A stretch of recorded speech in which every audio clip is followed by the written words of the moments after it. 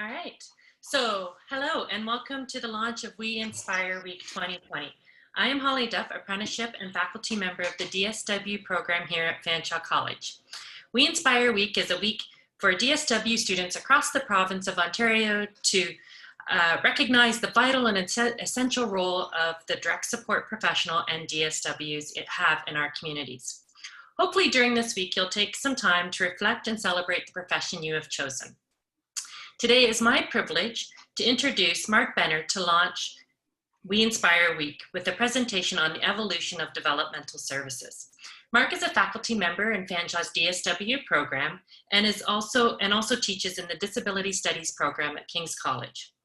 Mark is a member of OADD and has participated in a number of developmental services initiatives within the province. I hope you enjoy his presentation and stay tuned at the end where I will return and discuss other events for We Inspire Week. Okay, thanks, Holly. I'm just going to say good morning. I'm not sure if it's going to be morning or afternoon or I guess potentially even evening, but welcome and thanks for participating. And I was talking with the DSW college coordinators, and they talked about the We Inspire Week, and we thought it would be kind of interesting to kind of start off the week with a presentation. And this is the, I'm just going to try and move something here, kind of the topic of today in the context of inspiring you as potential developmental services workers, and there may be even some DSWs that participate in this as well. So I thought it would be interesting, and again, starting off with the Monday, to kind of do a little bit of talk, I guess, about the transformation of how the DSW role has evolved over the years. So a little bit of history. Sorry, history can be interesting, and I know a lot of people know a little bit, if not considerable amount, about the history of supporting people with intellectual disabilities, developmental disabilities, but often we don't know our own history about where we've come as DSWs. So I'm going to go ahead, and this is what kind of what I'm going to do this morning is give a brief history about the DSW. And we don't get many opportunities to talk about ourselves, about developmental services workers. So I think it's important that we know what our history is, and to really pay attention and acknowledge and I guess celebrate the fact that the role has changed considerably over a fairly short period of time.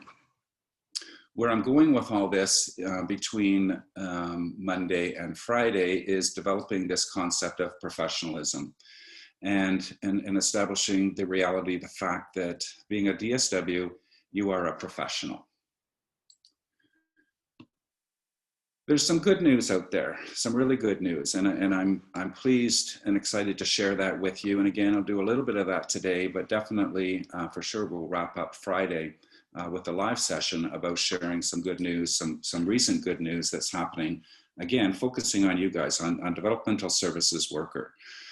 There's good news, but I'm going to throw in a little bit of, I'm not going to say bad news, but a little bit of news that's maybe not so good. And again, it's news, again, that you're aware of, I'm sure, or things that you know, but we're going to put it in the context of this whole presentation. So my plan and my goal is to give you some things to think about, to consider, and you've got the whole week to think about, and then to come back and kind of wrap up, but also put in perspective what we've talked, or what I've talked about. You're not talking, I'm talking. But, you know, put in perspective some of the things that you hear today and put it in the context of what we're going to talk about, the ultimate concept of professionalism on Friday for you guys. So that live question and answer period, a little bit of information, a little bit of kind of wrapping things up, but accumulating with the announcement of the winner of the We Inspire video contest. Should be some good stuff. There's some assumptions, quick assumptions that I'm going to propose, and I don't think you'll disagree. The first assumption and the most important assumption is that you people, DSWs, are the most important people when providing support. Right? I think that's a good place to start. Number two, your role has drastically changed And I'll mention again that in a fairly short period of time, okay, I'm going to suggest throughout the presentation is that we need to continue with this concept of professionalism of your role and those kind of perspectives. So a little bit of looking back. Some of these photos you may have seen, but again, in this different context, may be a little bit different. So your role has changed. And again, I've said quickly, it's changed fairly quickly in a short amount of time. So to embrace change and talk about change in the last 8 months, continually changing, it's helpful to look back and to see what your role was in the past. The past is never over. It always kind of intertwines into the present and into the future. So we have to have a clear picture of where we've been in the past. A little bit of talk about where we are today, because that's where you are right now today, obviously, but a little bit of possibility looking at the future about where we're going. And again, that will be wrapped up on Friday.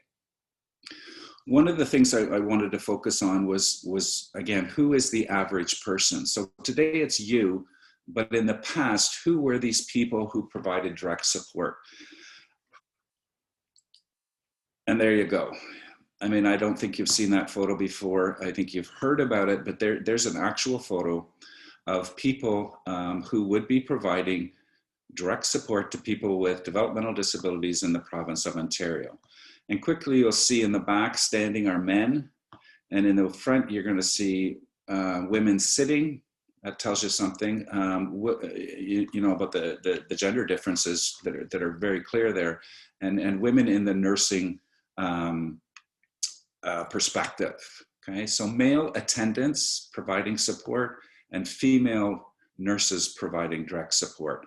I put that arrow there because that's an individual that I worked with in the past, and he would come into work when I was a student. He would come into work into the change room and the shower room for staff, and he would change into white clothing. So he was an attendant. He wore the white pants and the white shirt, and he did his shift. And when he finished his shift, he would go downstairs down to the shower and the change room, and he would put on his street clothes and go home.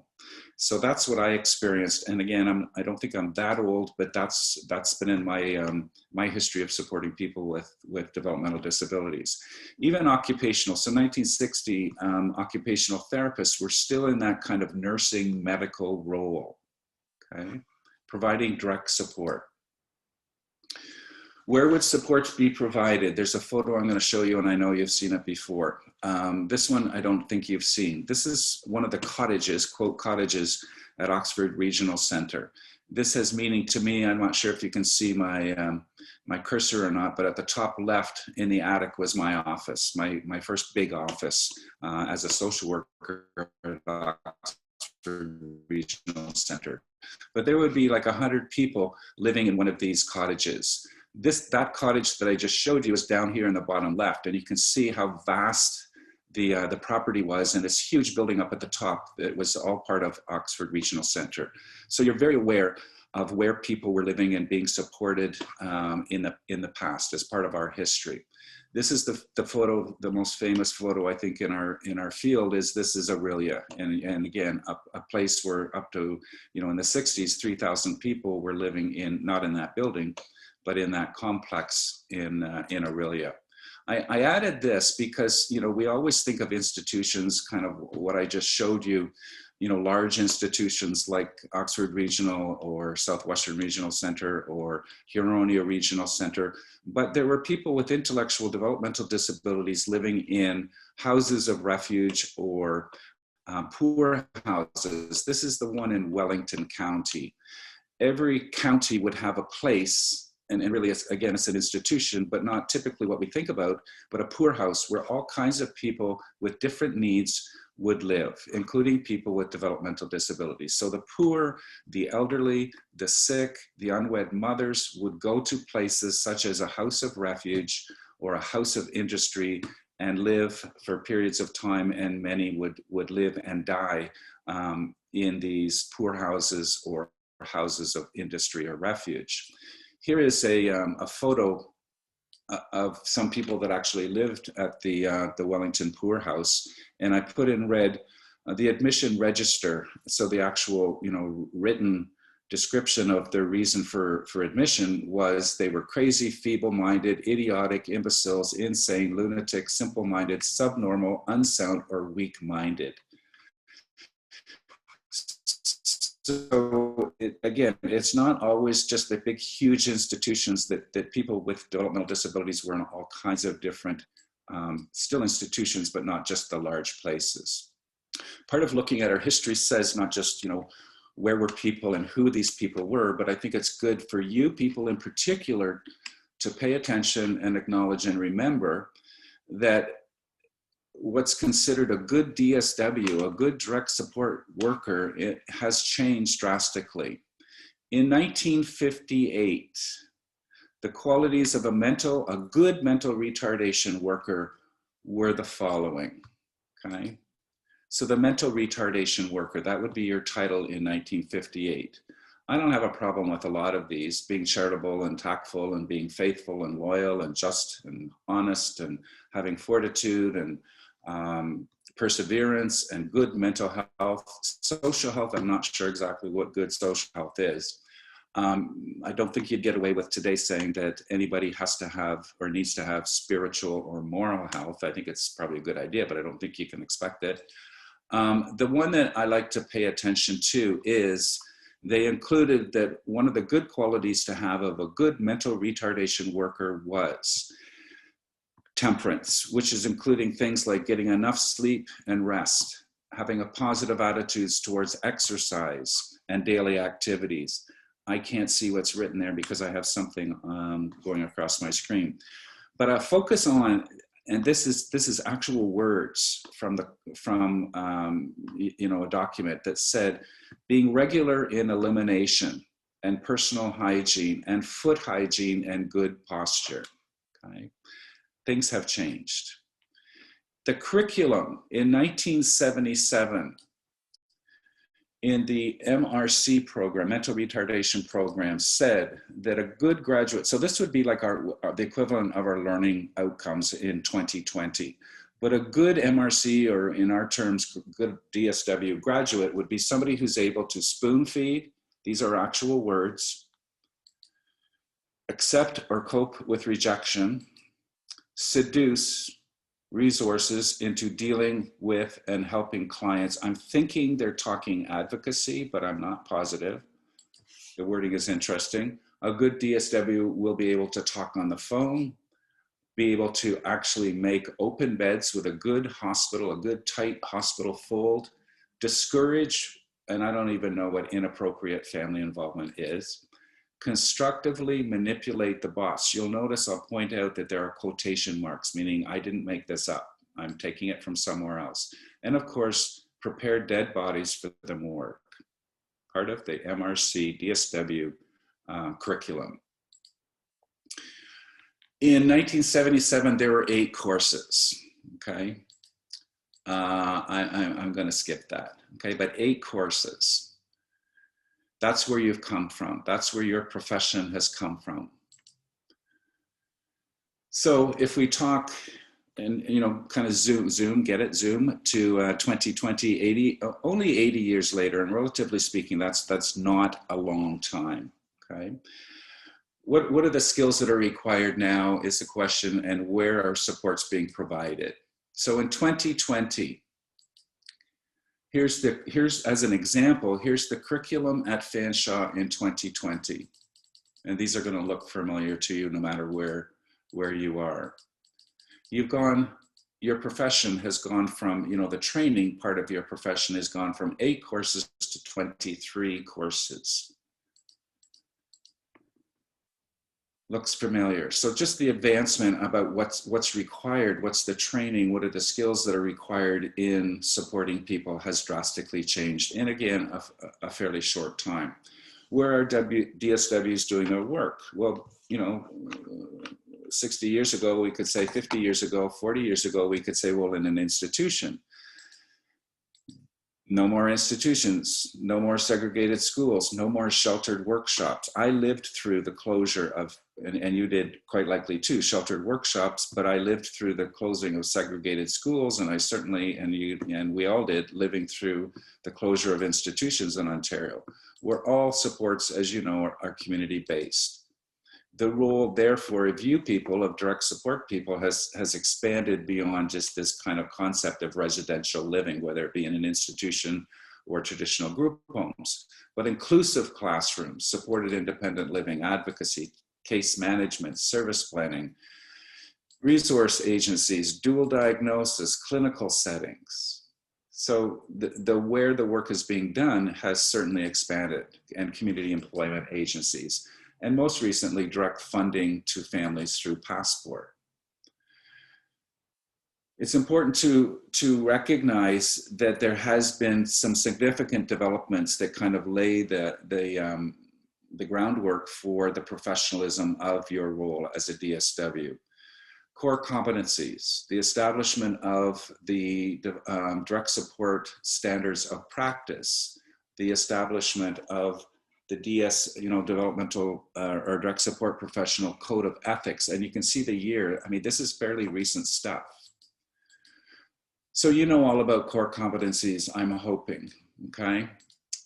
Which I don't think I'll go over. But again, a key person or a key role within the concept of core, the most important person in the concept of core competencies is you, the DSW. And I'm sure you know the history of why we have core competencies, and particularly around the concerns about not enough people working in our field. But the big thing for me and for you should be that because of core competencies, you now finally have a consistent, and I'll stress that, a consistent set of competencies. We didn't have that prior to core competencies. So here, just a quick review. I'm not going to go through them, you've heard this before, okay? But look at how that's changed from, you know, temperance and good social health and whatnot, how specific they are. And again, with DSW core competencies, there are specific skills and competencies that are required, which adds to the concept of professionalization. So it helps, and again, I always focus on the uniqueness of your role. And because of the uniqueness of your role, there's the uniqueness of the competencies. There's very specific skills that a DSW should have and needs to have. And we're finally recognizing that and celebrating that. And that's one of the biggest steps towards professionalism are the core competencies. Additionally, OADD has approved and is available to you what's called a standard of practice. So 9 years ago, historically speaking, 9 years is not very long ago. So it's fairly current. Many people are not aware that the DSW profession has a standard of practice document, and it's unique to you. And one of the things that it celebrates and recognizes is that you have very specific, as a DSW, specific values and priorities that are unique to a DSW, okay? It looks something like this, at least the first page, okay? So it talks very briefly about who are the people we support, what's a service recipient, what do you do as a DSW that's unique, what is a DSP, a developmental services professional, who does that include? And then again, it talks about the specific things that a DSW possesses and exhibits and practices. You also have a code of ethics. Again, many DSWs are not aware that they have a specific code of ethics, and a profession has to have its own specific code of ethics. You have one. That's been established. Okay. And again, all around competence. So I'm just going to summarize that the DSWs have their unique specific core competencies, their own unique standards of practice, and your own code of ethics. So the groundwork for professionalism is there and it exists. So you've changed, your role has changed. But unfortunately, when you think back, part of that history is not particularly accurate or positive. Let's be, I guess, be honest. This concept, this role of being an attendant, which I showed you earlier, a nurse, a friend or a companion. We've got this, your role was an MRC or a mental retardation counselor in the past. Because of closure of institutions, okay, the identity, for so long was associated with this institutional identity because that's where people live. And once people, once institutions were closed and people, moved out of institutions, then the role finally got to kind of transform into something else. And I think it's still doing that, where we're developing our own unique, specific identity as a developmental services worker. I'm suggesting that we've rode on the coattails of the people we support. So here they are in charge and we're kind of tagging along because as the role of the people that we support has changed, as an example, social role valorization, so too has valorized our role. Their role needed to change first, which allowed our role to evolve and change as theirs did as well. Okay? I'm going to suggest that you always got to look on the bright side of things, but I'm going to suggest that unfortunately it took a global pandemic for people to start to appreciate the role that the frontline worker plays, including the DSW. I've always historically resisted the term frontline worker because we're not in a war, but because frontline worker is presently being used to describe people who are supporting people in a primary one-on-one way, I'm getting to be okay with it right now for a little while at least, because at least it includes the DSW, and I think that has been helpful. But the good thing about COVID, I guess, is that people are starting to pay attention to the important role that you play in supporting people, and we can gain from that. If it's a question, if we're a professional, the answer is going to be yes. So kind of summarizing the last couple of points, that you do have a specific body of knowledge. What you know is very specific that other people aren't required to know, and a very specific work skill set. You are managed by people who, agencies that have a mandate or organizations that have a clear mandate to provide support to people, to a specific group of people with developmental disabilities. You meet the criteria of a profession is what I'm saying here. You have rules and standards that are laid down by the organization. You provide support to people in the area. You have expertise of knowledge, and you have a higher standard of behavior than the rest of the people. Okay? So yes, you are a professional. So what's the good news? Let's go with the good news about you people, okay? Rob Hickey has done some research that's been very helpful. So again, I'll point out just 2 years ago when this report came out, okay? So this is like hot off the press. And what he did is kind of go back and look at, okay, we did this core competency project for 10 years. What's the outcome, particularly when, specifically when it comes to the DSW role? What did we learn about you people, DSWs? And we learned some really good things, okay? Most people who are doing your work feel that they did the right thing choosing they're happy in their jobs. 80%, good career choice, doing your work. You like your work. 95% find it meaningful to do your work. I mean, you couldn't have a better statistic than 95%. You are satisfied in your work, okay? Very high levels. You're committed. Look at this. Average full-time tenure, 18 years of full-time. Average part-time tenure, 10 years, not bad. Average supervisor tenure of 22 years. You don't find that anywhere else. So people like their work. You are hardworking people. Prior to COVID, many people were working for multiple agencies, okay? because of lack of full-time opportunities. Okay? Things have changed a bit. But 42, almost half of people, are working in more than one job, one position, one agency. Okay? So summarizing that, DSWs are satisfied, they're experienced, they're dedicated people, they're skilled, and they're hardworking. And there's research to prove that. Unfortunately, I got ... but, okay? There's always a downside.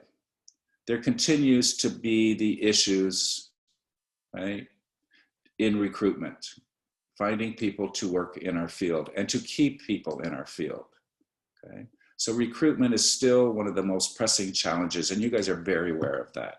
Turnover is still, despite all the positive stuff, there is concerns about turnover.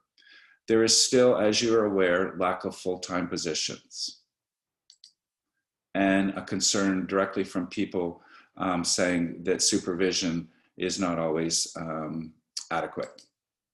Okay. There's difficulties with imaging. Okay. Hickey, Dr. Hickey said, feelings of community respect have improved, but more needs to be done. And you guys, I'm sure, could speak to this. Only 1 out of 3 people found that they felt respected for the work that they do and respects it, and it's fallen. Okay. There is still stigma because of the stigma of the people we support. We absorb the stigma because of attitudes that still exist about the people we support. I'm going to suggest as well that there is indistinct roles and some role confusion. Limited understanding means that people become confused. I'm going to suggest as well that sometimes there are just clearly bad examples or demonstrations of the work that you do. Unfortunately, many people, most people, I'm going to say, don't really want to or feel a need to really understand what a DSW does. And again, earlier to what Dr. Hickey said, this concept of social status, which we gain from the work we do, hasn't been particularly positive because it's a reflection of the people we support. And the press and what people read and know about. And again, that's improving because of COVID, that people are paying more attention. But historically, the representation in the press has not been particularly positive. There is this very unfortunate concept that's out there that says 2 feet to work in our field means you have to have 2 feet and a heartbeat, meaning that anybody can provide support. And again, that's just reinforced due to the shortages of DSWs and people who want to work in our field.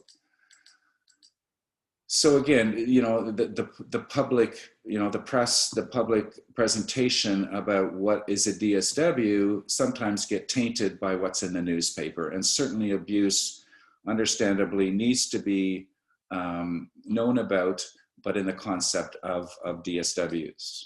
Okay? The inaccuracy of what is a DSW, question mark. The role of babysitting, the role of going to work and watching TV, or the role of not just going to Tim Hortons, but driving through Tim Hortons with people you support. But sometimes that's the image that people have, in asking, well, what does a developmental services worker do? Add to that this kind of concept of, we're all, this condescending attitude about we're bleeding heart people who just, it's work that nobody else could do, and isn't it wonderful that you're so wonderful and able to do this work? Confusion about, are we friends with the people we support? So this condescending attitude. Role confusion is another difficulty for the average DSW. People don't know what a DSW is. Did you say PSW? No, I said DSW. Are you a child and youth worker? Are you a PSW? Are you a social worker? No. Are you an ECE? People know these positions. I mean, look what's happened for PSWs. People understand what a PSW is much more than they do a DSW. And then there's this embedded kind of concern that I have, is that people just don't understand. So what do you do? as a DSW. So in summary, your role has changed. People who do work in our field and stay in our field are very happy, and they're skilled and dedicated and hardworking people. There still is this issue, in summary, of recruitment, of turnover, and lack of full-time positions. There's still issues with respect for the work that we do, misunderstanding, confusion, and again, the ultimate social role of the DSW role. Okay? So I'll remind you again, we are a profession and we need to be recognized as such. So what can you do? I think it's important, again, you need to know your history. And you had a little bit today. I know you have it embedded in your curriculum as well, but be familiar and respectful of where you've come from. It has changed and it's continuing. I'm going to stress it continues to emerge all the time. Part of the difficulty is that you sometimes may have difficulty catching up because your role is constantly changing. The community certainly has not done well at catching up. They're still maybe back in the institutional days, back into the days of the concept of mental retardation. There's still confusion, lack of respect, stigma that's associated with supporting people who have disability. So be aware that be knowledgeable, that you have a code of ethics and you have a standard of practice, step one. Step two, make sure you practice it. Core competencies, keep them alive. A lot of time, a lot of work, a lot of investment into your core competency. Keep them going because this encourages and promotes professional behavior competencies. So promote awareness and practice of the DSW standards of practice and your code of ethics. First of all, go and read it. Start there, okay?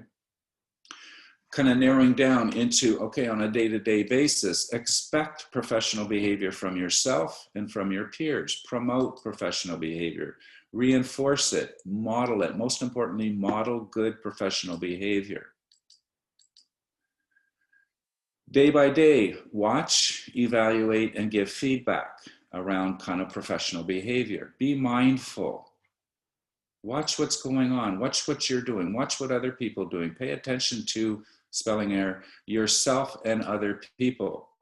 Evaluate. Always ask yourself, did I demonstrate good professional behavior? Did my peer demonstrate good professional behavior? And of course, give feedback. When people do great, wonderful professional things, tell them that they did great, wonderful things and how you were impressed. Tell that to yourself. Question yourself, evaluate too. Could I have done that differently? Maybe suggest to somebody, could you have done that differently? I got a magnifying glass here because it's good for you, and I hope you remember this. It's good for you to know that people learn about the DSW role by watching. And they do. They watch people with developmental disabilities participating in their communities, but they're also watching you. And when they're watching, they're learning. And hopefully that makes sense to you, okay? That's how people learn, okay? Ask yourself, how do I present my role so that magnifying glass is actually showing something that's accurate because people are watching. I don't want to make you paranoid, but I think that's a good way to think, okay? I'm going to be honest and say, I think sometimes, well, I know sometimes there is poor representation of the DSW role. If I had about another hour with you, I'd give you some examples of good presentation of a DSW role, and I could give you some examples of a bad representation of a DSW role. One of the things that I think you can do is pay attention to how you talk about what you do. When people do maybe show interest in wanting to know what you do on a daily basis, be very careful on how you present that. There is this image, and I'm not sure if you'll agree, you can think about it and maybe let me know Friday, but there is still this image out there that it's the babysitting role, that you're looking after people. And I always question, well, where do people learn that, right? Where do they get this concept of a babysitting role? But sometimes they present their, a DSW will present their role in the context of maybe not saying babysitting, but saying I'm looking after people or I'm watching people. Nothing wrong with going to Wonderland, but put it in the right context. You don't go to have fun. You're supporting somebody. You may sleep at work. You may get paid to sleep at work, but I don't think there's very many people that go in at 11 and say good night and get up at 7 in the morning and say, I'll see you later. You have more responsibility other than just a sleep position that comes with that. But that's where people, the public can get the image of what is it that you do from how we describe what we actually do.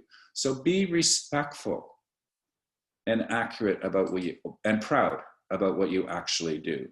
So here's my examples, which I won't go into, like I don't have, because I talk in class about, here's my examples, because when I'm out in the community, I watch, and other people do too. And if I see somebody being supported, I watch how they're being supported. I'm not sure if you can see my cursor or not, but the dog walker story is not a good story. The Food Basics story is a wonderful story where I was in Food Basics and saw somebody being supported, and I was the most wonderful thing I'd ever seen. The Starbucks example as well was another time when I was out in the community and saw some excellent professional behavior being demonstrated by a DSW.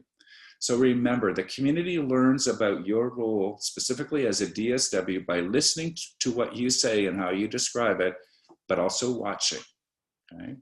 Don't be paranoid, be professional. So be a positive, I'll stress, role model for the role of a DSW. So you've come a long way. Your role has come a long way. In the past, you would be cleaning, and I know this, you would be cleaning bedpans, and I know this for sure, because I still do a hospital full because that's what I learned to do in the past. But look, I'm going to suggest now you've gone from that to ensuring that lives are safe from abuse. A lot of punishment, perspective in the past about how we've supported, and now a much more positive, supportive way. Your profession has gone from 8 courses to a potential of 18 courses. Your role has gone from supporting people in institutions to communities, and this is where you're at right now, still working on this inclusion thing. We're not done yet. We need to continue to chip away at true, meaningful inclusion. You've gone from hopefully administering and selecting, that was not just administering, but choosing which type of enema to give, to an empowering philosophy of support. From punitive approaches to person-directed planning, from this, this temperance of posture and being regular in your bowel movements, to DSW core competencies, from being considered peons to respected professionals. And again, I would love to speak more on this, but in my career, I've done all this stuff on the left over here, and I've done presently involved in this stuff on the right-hand side. So in my lifetime, in a short lifespan, look at how things have changed, okay? So we'll get together again on Friday, and I will get to actually see people, and I'm looking forward to that very much. And I and Holly will share kind of what's going on now, give you some information very specifically, and I want you to be excited about this, that there's some really exciting recent developments in the progression towards a professional association of developmental services professionals. And of course, we're going to announce the winner of the We Inspire video contest. So that's my end. Holly's going to chip in here at the end. I mean, you can't hug, you shouldn't, personal space at the best of times. Particularly now, you can't hug anybody. So just, hug yourselves and hug, virtually hug, whatever you could do. Really the meaning being respect yourself and respect your colleagues and your peers, okay? But ask permission. So there you are, Holly. Who's that guy peeking around the corner? I didn't realize he was there. Hey. Thank you, Mark. You've given us a lot to think about in regards to the DSW profession, and I'm sure now everyone is going to go read the Code of Ethics and Standards of Practice and think about how they role model the profession. I did want to take this opportunity to share a couple of notes about We Inspire Week. As you may know, as part of the We Inspire Week celebration, the Provincial Network sponsored a video contest for students to submit videos of the DSW program and profession. So throughout this week, from Monday to Friday, watch for some of those video submissions. We'll share those on social media and through your college program. We'll also have video clips from representatives within the developmental services field. Well, short video clips from them. You can watch for these clips through your DSW program. As well, we have a Facebook page, the Developmental Service Worker Program at DSW Ontario. So that's on Facebook. And we'll announce it, put all our announcements and share all our material there. This Friday, November 20th at 1 p.m., Mark will host a live webinar, which will talk more about the professionalization of the sector. It will be an interactive session where you can have questions and hopefully we'll provide some answers. And we'll also announce the winner of the We Inspire video contest at that time. So don't miss the presentation on Friday. Invite your friends, check with your program and on our Facebook page for the link to that session. And that is it for now. Thank you very much for joining us. Thank you very much, Mark, for your presentation. And I hope everybody has a wonderful We Inspire week. And I look forward to seeing you on Friday.